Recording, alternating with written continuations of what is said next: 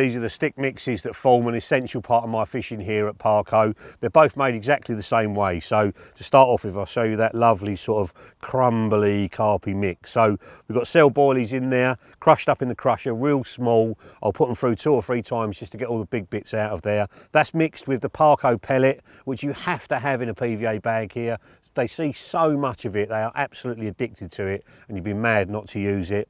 So I mix the two together sort of in equal quantities, and then I put loads of goo over the top of it, but not as it comes straight out of the bottle. So on this one I'm using the buttercorn, and I'm mixing a little bit of it with water to thin it right down so that it gets absorbed by the pellets and absorbed by the boilie crumb in there. If you put it on in the thick gloopy stuff, it sort of sits on top and doesn't draw right in. The reason for drawing right in is you get better attraction over a longer period of time. If it's just sitting on top, it washes away and then it's gone. This stuff is bleeding off the whole time. So I'm using the long chuck funnel web system, the thinnest one that we do. I developed this many years ago for fishing at real extreme range with a PVA bag, and this sort of fishing, although it's at closer range, it reminds me of those old days at Mercer's Park, you know, when we were winter fishing, one little bag of boilie crumb and a little bit of pellet, and that was getting us the bites. No bait in the swim whatsoever. That is the power of this thing. And then that's the bag itself, or the stick as we call it. Little tiny little stick. And the reason I'm using them over solid bags on here is, one, I've only just started using solid bags and I'm not the best at tying them. Fishing in open water is fine, but when you're trying to fire it under the trees, if the bag wanders at all, you end up dropping into the trees or onto a snag rather than dropping it in the little hole in between. With these and a 3.5 ounce lead, it's flying straight as an arrow every single time. The only time I have to wind it in is if I've miscast. There's nothing about the rig that's pulling it off course. So I have a load of these tied in advance. If I get it wrong, wind it back in again, put another one straight on, and out she goes. And the hook links with this are very short, the same as the solid bags. I thought if the fish are conditioned to feeding right on top of a solid bag and they're getting caught on short hook links, then use a short hook link through one of these. So it's just a little tiny combi rig. It's got boom for probably about 3 or 4 inches, and then an inch of soft stuff, and a little tiny wafter as we call it. Kev at Mainline has put the effort in and made some little tiny barrels for us, 8mm and 10mm in diameter. They're perfect with these, and I'll just use a little white buttercorn one to complement that, and that's probably got me the most takes. But the second mix is something that you're probably not gonna, I bet a carp's never been caught on this in this lake. It's the garlic goo, and I've done the same thing. So I've crumbed up the cell, put the garlic goo on top of it, and that's turned it from that sort of creamy colour to the orange colour. Put the pellets in as well, bit more garlic goo, and it's the supreme. This one's really thin, you don't need to water it down. Put it over the top of it, mix it around with a fork, you know, give it a few minutes, let it all soak in, and then you're ready to start making the bags. And I'm using a little tiny squid dumbbell over the top with the garlic goo on top, so they've gone orange as well. Started using that more in this session, and it seems to be at night when the visibility side of it isn't such an important part. This is really winning. It's such a pungent smell. It's like, we don't sell much of this goo at all because people don't like the smell. You know, you have to catch the angler before you catch the fish, and it's just, it's so pungent. It's so sort of gets in the back of your throat, almost like a sharp sort of smell.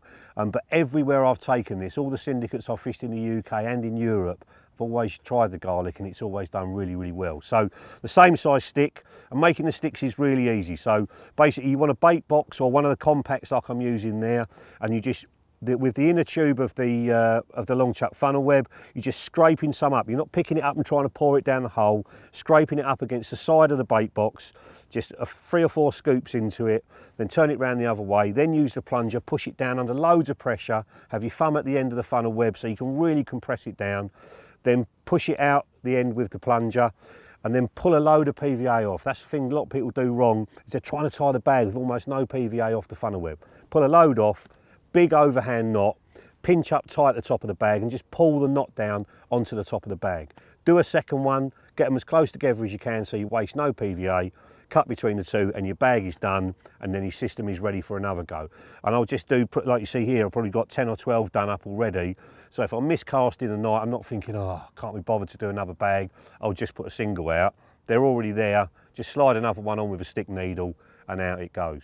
One of the other things I've been doing is using one of the chodit tools to make a massive hole through the middle of the bag. It looks really ugly and it doesn't fly as well, so I wouldn't do it at real extreme range, but what it stops is anything on the rig getting crumpled up. I've noticed where these are so compressed, when I'm pulling them in, you've got the little kicker on the end of the hook. Sometimes it's pushing the kicker further up the hook and it's not angling in as much. So by making a big hole, sometimes you can do it with a needle, just keep putting it backwards and forwards through the stick, and it just makes a bigger hole, stops anything catching, and it all sits on there perfectly. So the rig never ever tangles. You get a lovely little pile of food around it, casts mega accurately, and now I've used it on this session. I've got the winter coming in the UK. I cannot wait to use this on the syndicates I'm going to fish in the UK, because I've become a bit of a lazy boilie angler in the last couple of years, because I'm always fishing for bigger fish, and when you've got nuisances around you can't use sticks. But the lakes I'm fishing this winter have got no nuisances and loads of carp, and that is miles more attractive than one boil on its own. So for somewhere like Parco and anywhere with no nuisances, get on the sticks. 30 pounder, look at him. Get in that net. Kaboom! Yes.